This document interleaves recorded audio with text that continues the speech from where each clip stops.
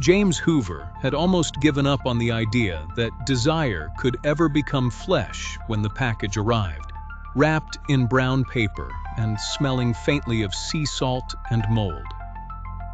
Inside were 3 objects: a worn journal kept by 4 college kids who vanished in Innsmouth, a copy of the Necronomicon bound in cracked black leather, and a note signed by H.P. Lovecraft.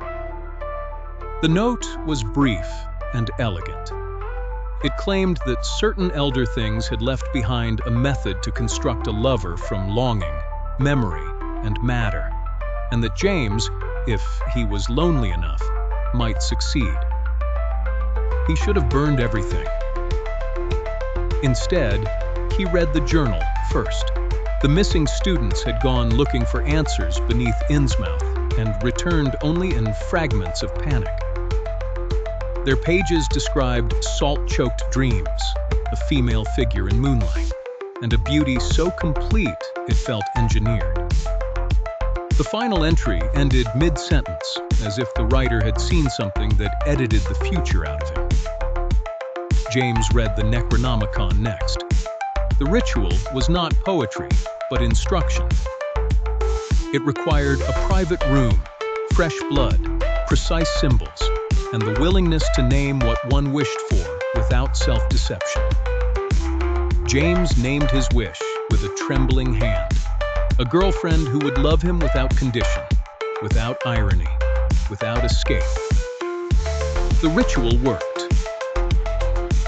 Elizabeth emerged from the dark like an answer to prayer delivered by something that hated prayer.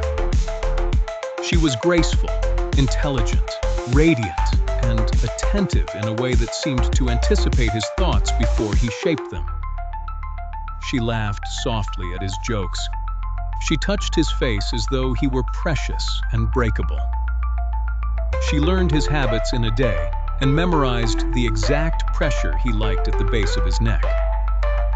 James believed he had been granted a miracle. Then came the hunger. Elizabeth admitted it one night with a voice so calm it was worse than panic. In order to remain beautiful, in order to preserve the structure of her body, she needed to consume fetuses, human or animal. Without that sustenance, her features would warp, her skin would fail, and the perfection James loved would begin to rot. James was horrified. Elizabeth was not ashamed. She only looked at him with patient sorrow, as if explaining an unavoidable law of the universe. He chose her anyway. To feed her, James took a job as a medical waste worker.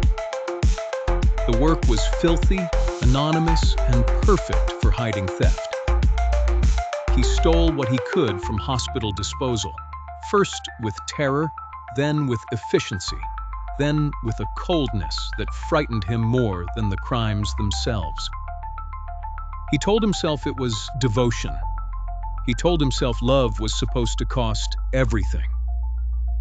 Elizabeth rewarded him with tenderness that made the world outside seem unreal. She kissed the lies from his mouth. She curled beside him in the dark and whispered that he was the only one who had ever truly seen her. When he began losing sleep, she held him still. When his hands started shaking, she guided them to her face. And when the bodies began to pile up in his apartment, James no longer remembered where sacrifice ended and appetite began.